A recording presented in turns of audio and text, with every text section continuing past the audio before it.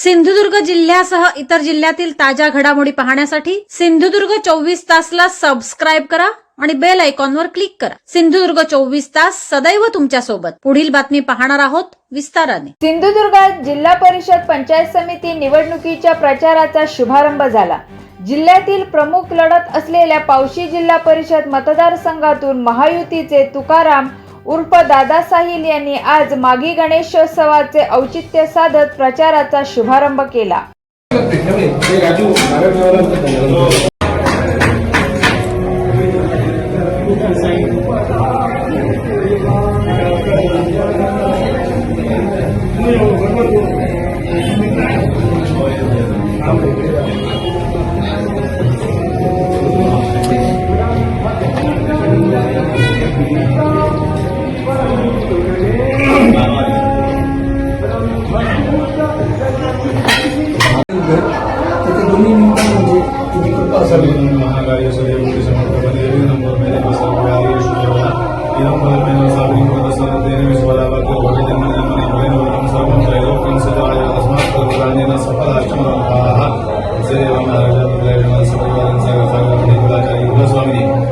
त्याचप्रमाणे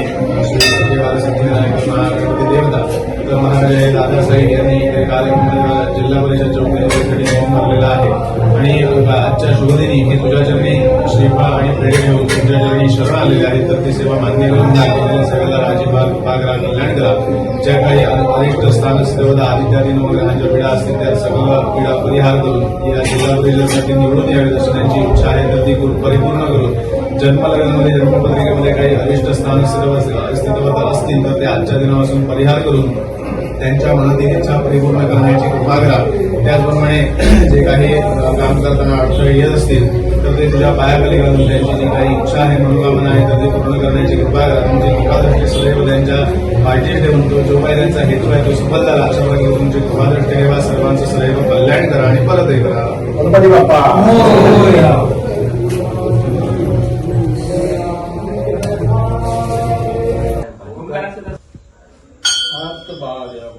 आई भगवान होते पाड्यापर्यंत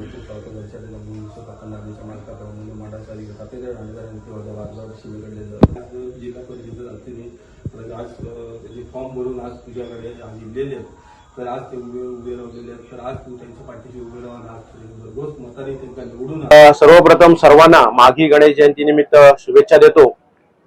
महायुतीतर्फे मला सन्माननीय आमच्या महायुतीचे नेते आमचे लाडके आदर्श व्यक्तिमत्व सन्माननीय नारायणराव राणे साहेब, पालकमंत्री सन्माननीय निलेशजी राणे साहेब आणि आमचे कार्यतत्पर आमदार निलेशजी राणे साहेब यांच्या मार्गदर्शनाखाली महायुतीतर्फे जिल्हा परिषद पावशी ही निवडणूक लढवण्याची संधी प्राप्त होत आहे। त्याबद्दल महायुतीच्या सर्व पदाधिकारी आणि सर्व कार्यकर्त्यांचे मी आभार व्यक्त करतो।